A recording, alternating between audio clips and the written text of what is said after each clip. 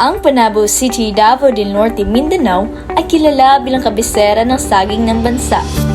Ang Tagum Agricultural Development Company na kilala rin bilang Tadeco na nagtatanim ng milyong-milyong kahon ng saging na angkop para i-export bawat taon sa 6,900 hektarya ng lupa ang pangunahing may-ari ng mga saging. Kitang-kita kung gaano kalawak ang taniman ng saging sa lugar na sumasakop halos lahat ng lugar.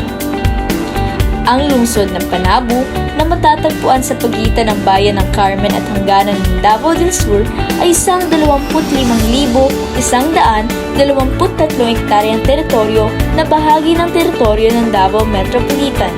Ang Panabo City rin ay kilala bilang isang relihiyosong lugar. Hindi lamang Katoliko kundi may iba't ibang relihiyon din ang napabilang dito.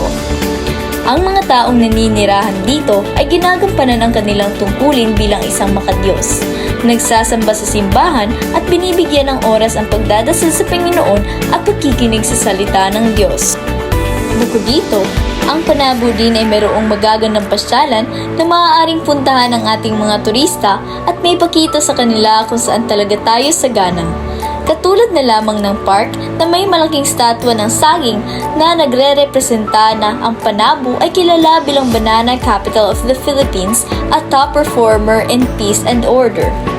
May papakita din dito ang kahalagahan ng mga gawa at mga parangal ng ating mamamayan maging sa kultura ng sining na makikita natin sa ating museo. Ang Panabo ay orihinal na tahanan ng mga grupo ng mga katutubo na tinatawag na Aitas. Ang mga taong ito ay mga mangangason na namuhay ng isang lagalag na pamumuhay. Ginagamit nila ang kanilang pinakamahalagang sandata, ang busog at palaso o panasa baboy, upang maghanap ng pagkain lalo na ang mga pananim na ugat.